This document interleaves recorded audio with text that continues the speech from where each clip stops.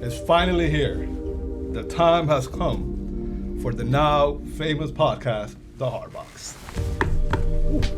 I am your host, Sergeant First Class Ramos, and I'm joined by the legendary Sergeant First Class Lenore from Newark, New Jersey. Mr. Incredible here for the podcast. You got to throw that in there. I got to throw Mr. Incredible. I got you. I got you. Sergeant Lenore, can you introduce our guest today?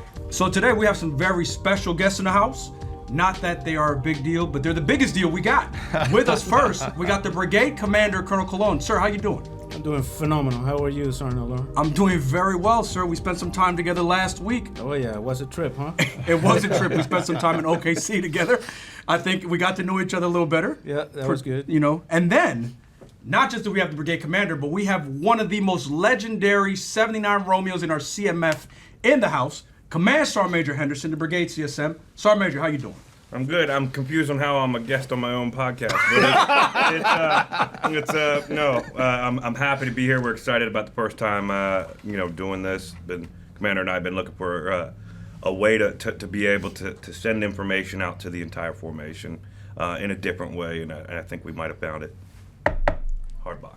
The HardBox. So talking about the HardBox, it took us a little bit to come up with the name, right? Right. So Ramos. I mean, we mentioned that a lot in recruiting, right? HardBox. And everybody, have you heard that before, sir? No, until I got here. Right? And a lot of people don't know where that come from. So, Sergeant Major, can you share some light? The HardBox, it's just a term unique to USREC, where it's what it means is that you made mission by category. And it truly exemplifies excellence and what we're really here to do. And it's,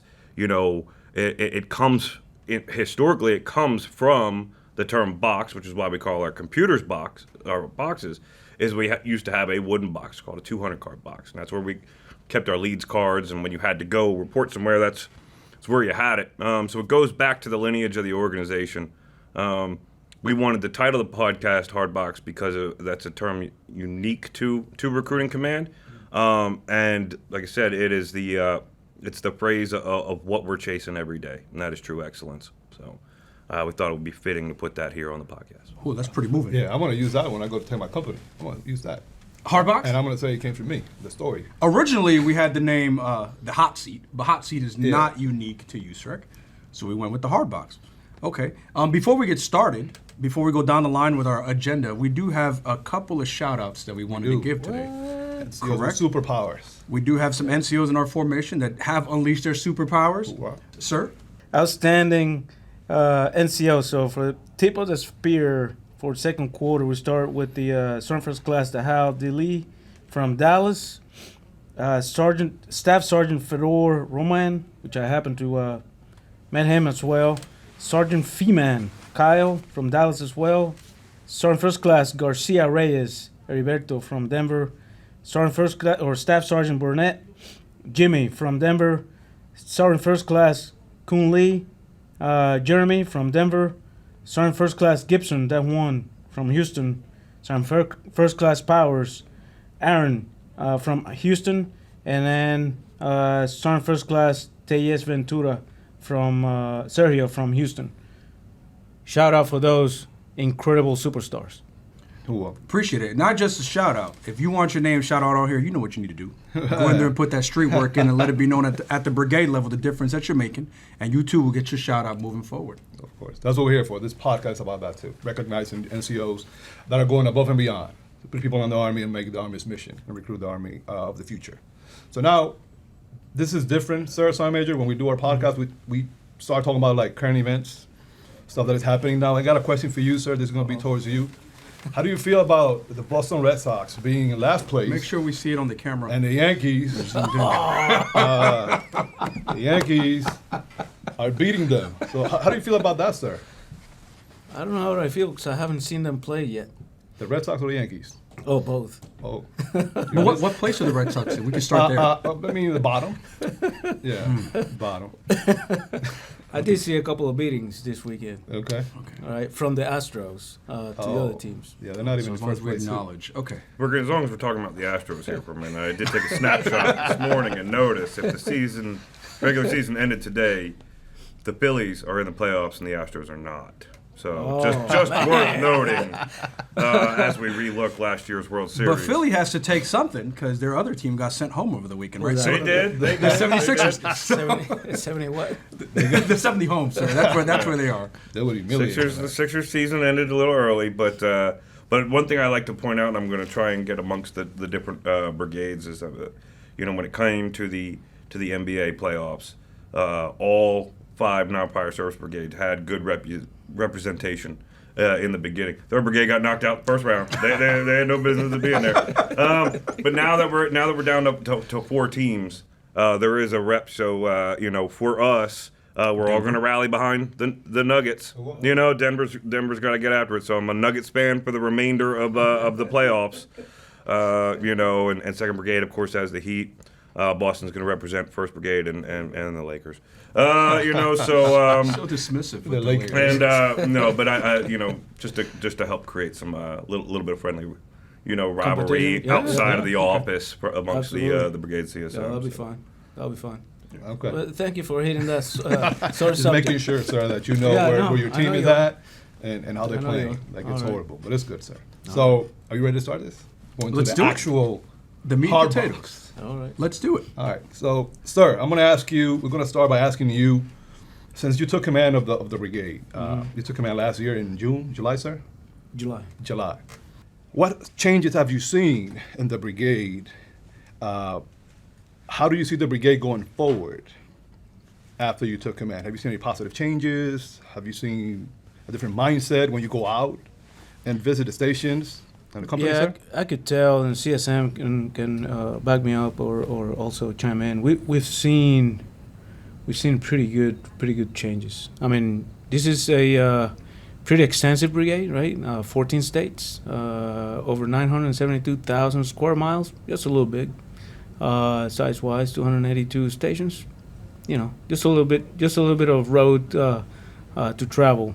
But I'll tell you that one thing for sure I've seen is the camaraderie has increased. We've gone. I could say this, and I could touch and feel it. Is the sense of collaboration, coordination, and collaboration amongst the battalions, the companies, the stations, even. When we started walking around, so I have this problem. You have a station down the road, right? Oh yeah, sir. But it takes leadership, not only my leadership or CSM's leadership, but it takes all the way down to the station commander's leadership to make it happen. CSM? Like you said, sir, we have 282 stations, and I'm the same way. When we took over as the command team, it really felt like, in some cases, that the mentality was there's 282 stations operating independently. They didn't feel like they had a teammate to their left or right. Same thing with our 49 companies and our 7 battalions. I can't even pin down, what it is, because we've made or attempted to make a lot of changes throughout the brigade. But what has caused that? And there's a couple you could put your finger on, but really I think it's just the great NCOs and officers and civilians throughout the formation who kind of opened up their thought process and started looking left and right. Started to see, NCOs absolutely crushing it in places that have never been successful in recruiting. I mean, and creating an element of belief. Well, we've got people in some of the metro areas out in Phoenix, out in Dallas, in Houston, like in the metro areas. Houston has always been a big deliverer, but it's normally the suburbs and the rural area. But Houston metros, we got some soldiers out there writing big numbers. We got guys up in Kansas City writing big numbers. We've got them in Nebraska. Some places where historically aren't your big recruiting markets, but we've got individuals and stations who are just absolutely lighting it up. Western Slope Detachment. Oh yeah. In Denver Battalion. I mean, that is a tough place. That place has never done well. And they're out there just killing it. Just absolutely killing it right now. They are crushing it, like RCG says. Absolutely. And with that, so what you're seeing people across the formation say, hey, they're getting it done. Let me start to reach out. Let me figure out what they're doing. And we're trying to, share the secret sauce across the formation. Because there is no right answer. Everybody's got to do it a little bit differently. But instead of just beating their heads against the wall, people are starting to say, hey, wait, we are one big team. And you're seeing people volunteering help. So I think that's a huge aspect. And at the end of the day, I think when people know that their battle buddies on their left and right have their back, will help them if they need it, that in itself just makes it a whole lot easier to make it through the day and to give it your best effort each and every day. No, absolutely, yes. And one of the things that we've seen since we started the idea of regionalizing the battalions, Right. I've seen a lot of reaching across the different units, and not necessarily within those type of relationships. They're actually going across the entire brigade. The battalion commanders and the company commanders, even they're reaching out to the different teammates across the formations to get together. I think the last one was Houston. They hosted Everything is Bigger in Texas, and I know Tom Dow and Sergeant Major Kyle and CSM Campos did a phenomenal event there in Houston, and I know they're coming away with good TTPs to share across their three the three big heavy hitters. And I think we owe a lot of credit to Oklahoma City and Phoenix. That too. As we were first kind of trying this, they were already leaning forward, and I think they really ran with your vision on that one, sir. I think they were already kind of going to do it anyways themselves, and it just fit perfectly into the plan. And they really kind of set the stage and experimented with how this, how we can operationalize the concept of breaking the brigade up into three like-sized and like-market regions to kind of, help build that camaraderie and friendly competition. Absolutely. All right. Thank you, sir. Thank you, CSM. Now, one more question before I turn it over to Eleanor. Before you, Colonel Cologne, relinquish command and Sergeant Major, you relinquish responsibility, where do you see the brigade Where do we next where do I July? see it? Where do you see it in the youth side as a whole? So Probably definitely, at the southern point. True. well, it will still be Same place. Same Brigade place. headquarters will be there. Right. JBSA. Yeah, absolutely. I would say from a performance production standpoint, the brigade has done phenomenal so far. I think the last couple of quarters we've been 30+% on the market share. We actually, the Army in our footprint, the Army owns the market share. That doesn't mean we're all in, or we should be resting our laurels. The challenge now is that as we continue the momentum, we have to do it in baby steps, Usain Bolt baby steps, like CSM likes to say, to get what we need to be. Because momentum, the thing with momentum is if you rest on your laurels, momentum is going backwards, not forward. So I definitely see it very close to where we were back in 2019. Actually, 2018, 19. I think I see us surpassing 2019 numbers from a Great. production perspective. But it takes all of us. It Of takes course, sir. Yes, sir. all the leaders to get there. It's not me or just CSM. This is a challenge across the board to get us there. Same question to you, CSM. I see it in two aspects. One, I see the brigade as number one in use, period. The right steps, when I peel the onion back, when I look at the fundamentals of recruiting, all 7 battalions are steadily increasing in those fundamentals. We see it a little bit at that bottom end, at that contract line. But what I see is the right things being done earlier in the process, and that has a tidal wave effect. So I see a big swell of end state coming down the line. But the second most important part of the way I see this brigade, when our time is done, is that it's an organization that everybody across the command wants to come to because they want to be a part of that organization. To me, and I know the commander feels the same way, our goal is not to win and make mission. Our goal is to win and make mission while creating an environment that soldiers from across the formation want to be a part of. And that's the most important aspect of it. Always. The two go hand in hand, in my opinion. Blew me away. Thank you for that, CSM. Can't do one without the other. Of course, sir. right? Yes. And I think that it's a teamwork, and it, across all levels. You're totally right. So thank you for those answers, sir, Sergeant Major. So, sir, Sergeant Major, let's get uncomfortable. Let's do that. I think part of this process is Okay, to I'll hit your feet. There you go, all right. let's talk about one of the most popular subjects that we're seeing coming across Recruiter Times as we're out in the field. The soldiers are mentioning it. The CG just published a memorandum referencing 6011. It was an Army Times too. It was an Army Times too. Somehow Army Times got to it before we did, but it was on Army Times. Right, it's across the Army at this point that there's a memorandum that got put out in reference to 6011. The soldiers, based on our feedback, are a little lost in translation as to what that means and where they stand, right? So CSM, let's start with you, Sergeant Major. What is the 601 process? And in accordance with the CG's memo, how are we meeting his intent? Okay.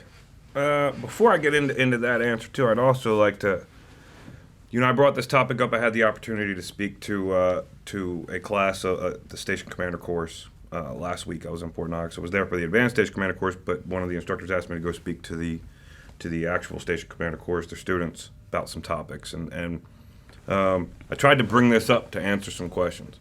And ironically, they weren't freaking out about it. They weren't aware. That wasn't their question. They were like, what list? I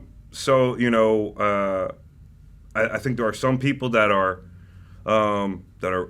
really, this is a big deal in their minds, but I'm not sure that it's everybody's. I think the biggest thing is with the memorandum so far that's created some panic is people will read like paragraph 1 and then go to paragraph 7 and freak out. Out of context. And I think everybody that read paragraph 1, then 2, and then 3, and then 4, where most of the answers are, they get through it and are able to kind of zoom back a little bit and be like, okay, that makes sense. Whether you agree with it or not, at least it makes sense. It's not a panic mode. The 601 process, exists in Chapter 5. It exists for a variety of reasons. And it's a process of removing people from recruiting activities. For those that don't know, there is a new Army regulation, 6011, published on 4 May of this year, so 2 weeks ago, and some of it was just updating some terminology. So it's removing them from recruiting activities. For the majority of the reasons, it's 100% non-punitive, and the idea is somebody may be unsuitable for it, where they can't conduct recruiting duties, for one reason or another, whether it be medical, family related, a couple of different reasons, financial. Some things where there are outside factors preventing them from being able to conduct recruiting duties. Then there's the ineffective aspect of it, and that's when you look at the reg, I'm paraphrasing, but it basically is does not respond to training and counseling and other guidance in order to accomplish the mission set. There is a requirement on all leaders with everything is to provide counseling and training and things like that. And as a command, I'll sit there and say that's normally our struggle, is capturing that in the right way. And really, when you look at the memo, what it really does is it's just ask leaders to take a look at people that are, have been on the ground for more than a year. So we're not looking at anybody who's just trying to, just getting started in that first year of recruiting activities. Then we further refine it and go, well, is there a reason? Were they on maternity, paternity leave during that time period? Schools, there's a bunch of different reasons. So a lot of people haven't had a chance to understand that the leaders at echelon, at every single echelon of leadership is going to get a chance to look at them and chime in and say, hey, there's a valid reason this person, this individual only was able to write 2 or less contracts. And so it'll be refined to that piece. And then when all else is said, then really what it's saying is, hey, the CG has just directed leaders to make sure that, 100% you will do the counseling and training process so that if they are, if that individual cannot react to the training and guidance and counseling, then the process exists to go ahead and remove them from recruiting activities. And so for our great DASSers, that's really just means a curtailment of their assignment, in a sense. They're going to get reassigned back, and they're going back into their MOS. Okay. And the idea is they're not getting a bad NCOER. They're not getting a relief for cause. It's right there. It's like paragraph 5. They're not getting a bad NCO or anything like that, and we're going to get them back into their MOS where they were extremely successful there, or else they wouldn't have been in our formation to begin with. We got nothing but great NCOs. That's the beauty of our command. All we get is great NCOs. This is to say, hey, listen, recruiting wasn't the right fit for you. But We're going to go ahead and put, better for you because we're going to get you back into your MOS where you have a chance to be successful, and probably better for the organization because, for whatever reason, it might be your personality, it might not be. You just might not have been the right fit. And we'll get them going there. It is a little bit different for 79 Romeos. There's a reclassification process involved, and that can get intricate. For the for newer reclassed 79 Romeos, normally not a big deal. Most of the times their MOS will take them right back in, but for those that have been out for a while and maybe have been promoted to Sergeant First Class, that's different. The different CMFs may not, they may be over strength. Then we have to look at the possibility of a reclass, and those are all a case by case situation that HRC is involved with. Our career counselors up here at Brigade will be involved with those as far as helping to find, if they have to reclass, finding them the right MOS and things like that. There's a lot to it. That's good information to know. That's good information. What we need to stay focused on as far as the leaders go is to ensure that we're doing the right counseling, the right time, for the right reasons too, depending on the categories, right? So there are, I think, 5 categories inside the memo to start, not limited to. So we'll look at those. I know last Friday met with battalion commanders, and they're already looking at those, and then we'll start kind of doing that process this week through that. A lot of the battalions have already counseled each of the individuals and or kind of look at the different categories that they fall into as to why they were not able to enlist anyone in the Army from October until April 30th. Right? This is calendar month, not phase line, so don't split hairs. It's 1 October through 30 April time frame, and then that's how we're gonna go through it. We're gonna lead through this one way or another. We'll get through that. To our folks, please don't get all wrapped up on the axle. You will be counseled. You'll be in whatever the situation is, good, better, and different. We will do the due diligence to ensure that whatever it is, we're gonna take care of you. Team, don't panic. If there's 2 takeaways from this, one is that it's going to be leader driven and not from a report. Every single person involved on the report was just, hey, that was a starting point, and it was refined. And I will tell you, the initial blast of refinement, it was a fraction of the original report because there was a lot of stuff. But from there, again, even for those that are affected by it, it's not a punishment. It's not, hey, anybody's out to end anybody's careers. In fact, in most cases, it's probably a better way to save a career instead of leaving somebody in a situation that they might not have been fit for. So and this way they can get to something where they're going to be successful. So we have a follow-on question to that, right? As we are going out as a brigade training shop and we're visiting different recruiting stations and command teams that do have a struggle in the footprint, there has been a pattern brought up by the soldiers that I kind of want to hit on a little bit. So we have noticed that there is, in certain organizations within our brigade, not all, we have a problem at the middle management level. So a lot of the recruiters who are being placed or have come up on the memorandum, they have certain complaints, like, for example, why I never completed the ATP process. I'm not getting counseled on a quarterly basis, and there seems to be a trend with NCOs who are not performing to the level that we want them to perform at, in conjunction with their NCOERs are late.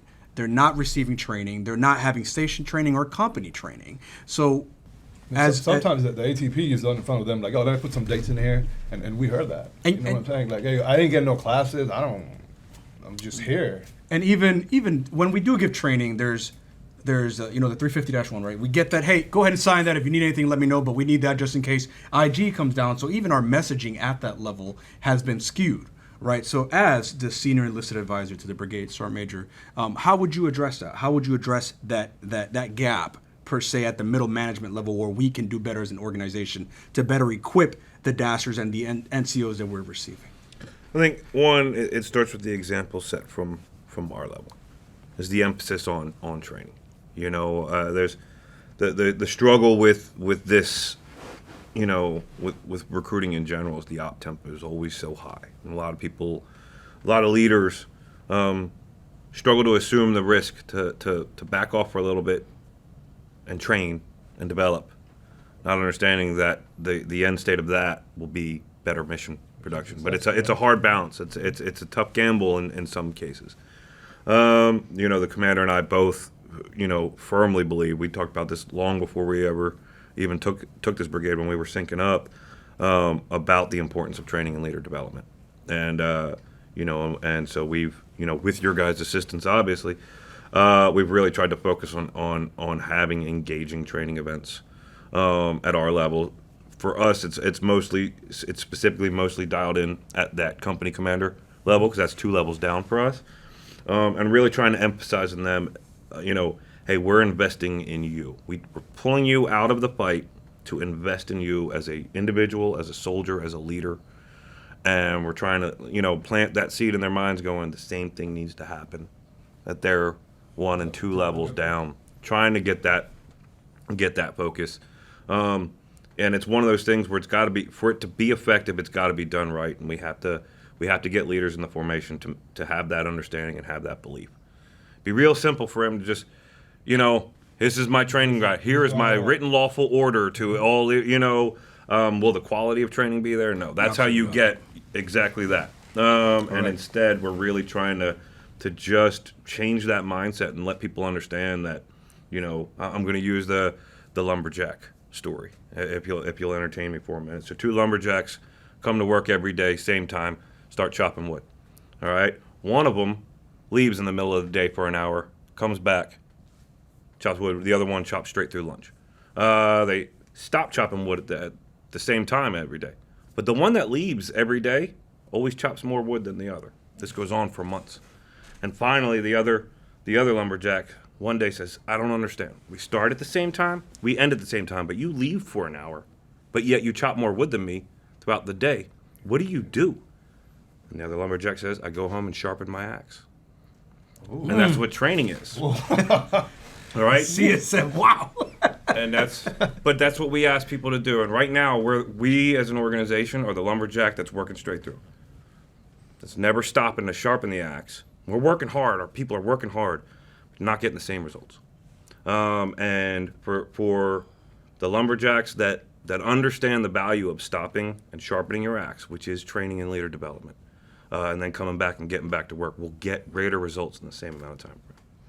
That's big time, sir. From a training background. No, I think the training piece, and you and I spoke about this last week. So the training aspect is a way to invest in our formation, but also we can use it to invest in our trainers, so we can sharpen our axe, so we can sharpen you, so you can get the lower or the junior leaders to continue to sharpen their own axe. Sometimes one thing I've seen, I was reading a book the other day. 15 Laws of Growth by John Maxwell, and one of the laws he says it's the law of I think it's law of growth or law of consistency, I think it is, but it's essentially what he's saying is motivation gets you going, but discipline gets you growing. So how do we can get that to our junior leaders to it's not just motivate? Well, what makes them how can we motivate this group of people? Well, you can motivate them all day long, but if they are not disciplined in what they do every single day, you will continue to do that, because then you go from the prospecting, right? We got to get on it.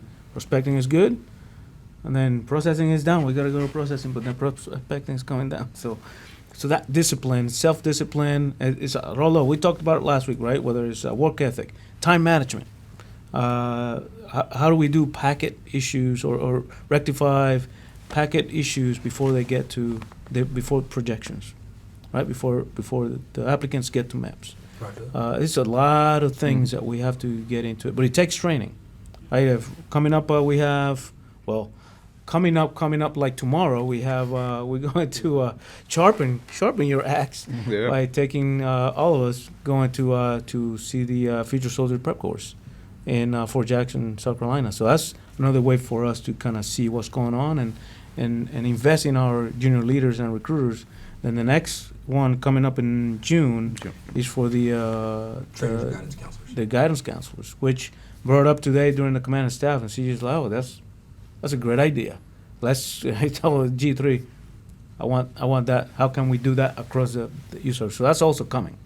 from a senior guidance counselor perspective at user level. So that's also a piece. Every recruiter function has a training aspect to it that we have to train. Even the sustainment of our force, we have to train that too. Otherwise, we forget, right? We don't take care of our soldiers. And that's a great point. Every once in a while you and I are going on visits, we talk, and we get to talking about motivation because you hit it on the head too. And we did visit one station where there was a soldier doing very well. He was the only one that was doing well compared to some of his peers, and I asked him, what are you doing differently? And his response was, it's not the station commander's job to motivate me. It's my job to come to work motivated.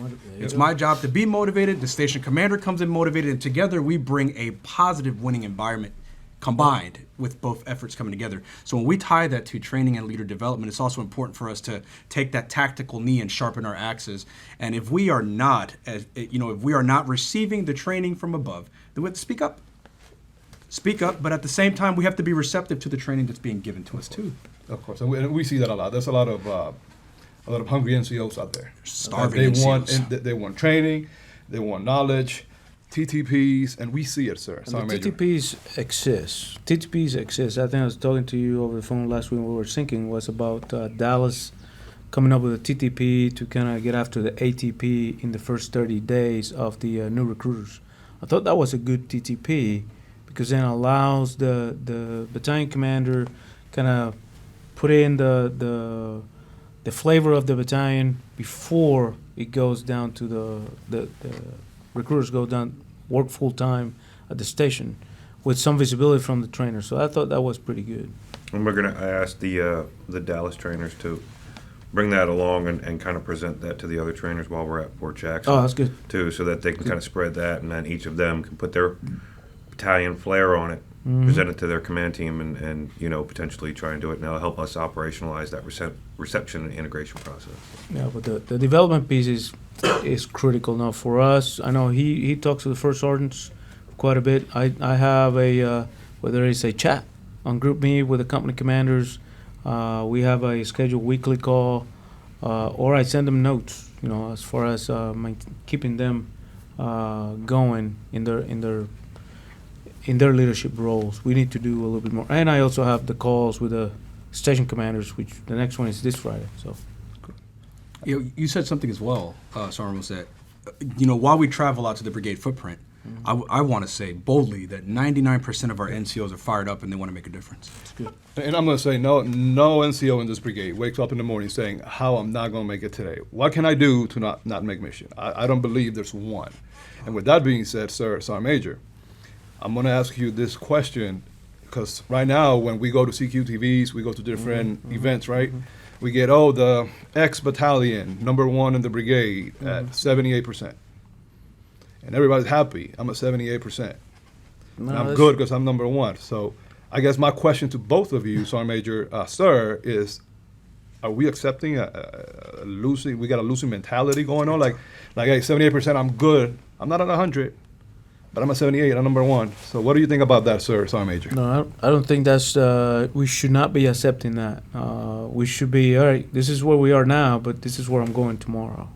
We should always be striving for perfection, but in the way we're going to achieve excellence. Something paraphrasing from Vincent Lombardi. So we cannot just say we're 75, 76%, we're good. No, I'm number one. Not it. But that's number one of, it's like, all right, you're 75, and then the rest of everybody else is 50. Right. Of course, you're number one, one to end. Percentage-wise. But go ahead, Cesar. It's a balance. Yep. In that scenario, no, it's not a win. It's not a failure either if it's an improvement from before. That's that Usain Bolt baby steps that we talk about. Are you getting better? We can't expect an organization to go from 40% to 100% overnight. Yep. It's those steps. Now, as long as those steps are in the right direction, you're not a failure. But it's not a win until your percentage has three numbers in it. And I think some of that goes in, I tell a story to some people. I got to tell it to part of the advanced station commander course the other day too. Part of it is the belief that you can win, that you can make 100%. And I always tell the story, for hundreds of years, no one thought a human being could run a mile faster than 4 minutes. It was just literally scientists said it's impossible. Medically impossible. Can't be done. And then in 1954, a guy named Roger Bannister, amateur runner, not even a professional, he was a mathematician. He ran a 3-minute, 57-second mile in an official competition. And I mean, it was amazing. Somebody did it. 10 days later, another person did it. 4 days after that, another one did it. And it snowballed because that mental barrier of disbelief was shattered. And so that's what was proven, was what was holding people back from doing it was the belief factor. They literally believed it couldn't be done, so nobody was really aiming for that. They were just trying to be the fastest people above 4 minutes. But they'd stopped trying to go sub 4, which would win any race at the time, because it was believed impossible. But then once it was shown to be possible, tons of people doing it. And there was no scientific change. There was no training change. It wasn't like the newest shoes came out. It was like they didn't invent carbon fiber flying shoes that day. Nope, same equipment. Just mental belief. And I believe we're there now. And that's where we're asking, going back to an earlier point, we're asking people to look across the formation and see people or units at that same echelon who have accomplished it. I'm big shout out to San Antonio Battalion. There it is. Oh. They broke the 4-minute mile in being the first battalion to write as many, and they actually went over contracts in a month that they have recruiters on receiving SDAT 4 and 5, which is what the CG has missioned each battalion with. And they were the first one to get it done. Yeah. So, but the idea of that is what we're hoping is that all battalions, to include the battalions from the other brigades, because we're in this as a command, they can see that and go, wait a minute, it can be done. Because there was a lot of doubt. Yeah, man, can you really do that? Is that number reasonable? Yeah. And it can be. And what we're hoping for now over these next few months is to start seeing some more sub 4-minute miles. More people doing it. And I think that's what it's going to take to get us there. That's an amazing answer. We have to put in the work. Yes, sir. Yeah, I can't run a 4-minute mile in my current physical condition. You run a lot. But I know that it's there. And I sit there and I use that and say, you know what, if I were to dedicate myself towards running the fastest 1 mile that I could, I know in my head it's possible for me to get there. And so, that part, I would go into that knowing, hey, that's it. I prefer to run a whole bunch of 9-minute miles. But you know what the beauty of that is? What's up? Because of this podcast, all of our soldiers on the ground will now know that 4-minute mile was busted. Of course. By the San Antonio Battalion, The which whole will command. further the whole command, right? We're coming for everybody. 5th Recruiting Brigade's on the board. Yes, the 1st sir. Battalion came from 5th Recruiting Brigade. So every other soldier in the other battalions know that it's not an impossible feat for them to get it done. Yeah. Just takes a little focus. Mentality. And mindset and mentality is super important. That's why the Lakers are taking it this year. You know what? I don't know about that, but here's one thing I do want to add is that CSM and I know all of you and all of us believe that we can get there. 100%. We believe Of course, we can sir. get Yes, there. sir. And I'll tell you that we have a lot of stats that show it. I think we showed how we're doing on the tests, right? As compared to, I think last year, we've done phenomenal. The same peaks and valleys, but a lot more. So we're seeing a great increase across the board from October through April. I mean, we are getting it there. And the teams out there are doing it every day, in and out. And it's a good testament to say that they are believing in themselves in just the same way, or even the same way that we believe in them. Let's run Alamo Warrior. Let's run this mile under 4 minutes. I know we can do it. I know everybody here can do it.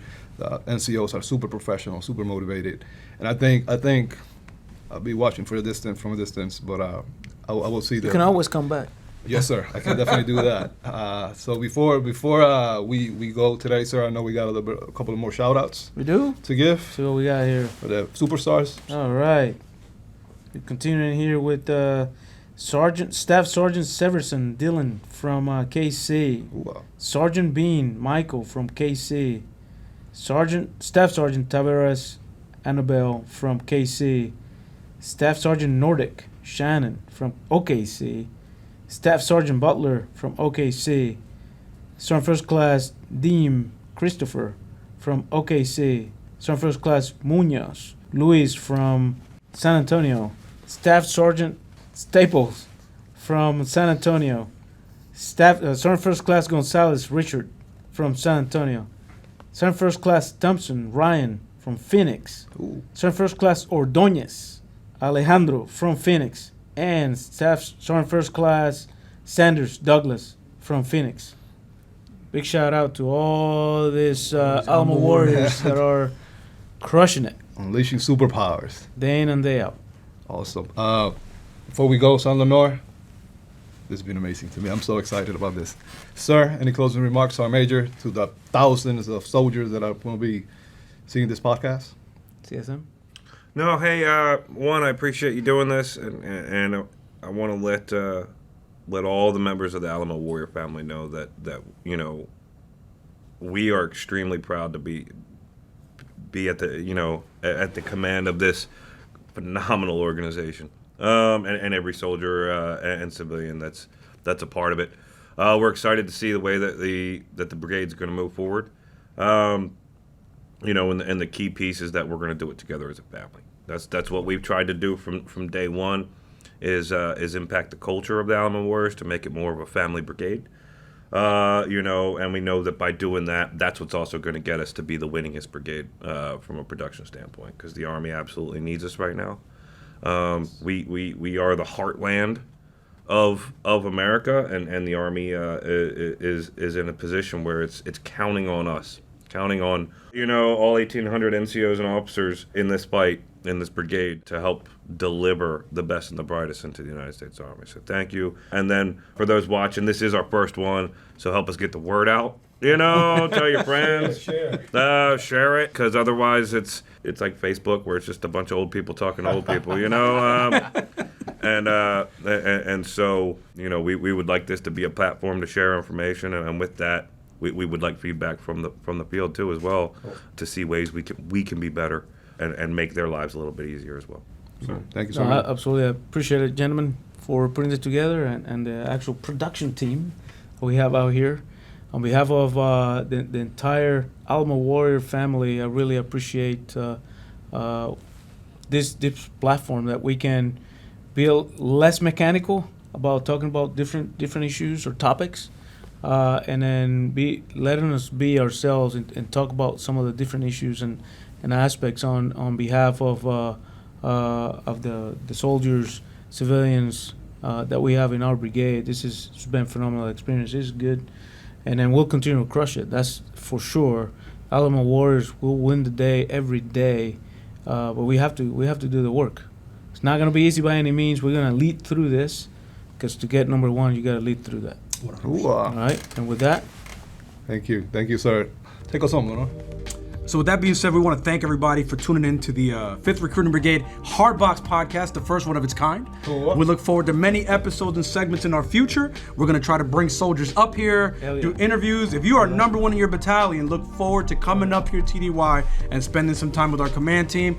But with all of us here at the 5th Recruiting Brigade headquarters, thanks for tuning in. This is the HardBox Podcast. Go Nuggets. Lakers in 6.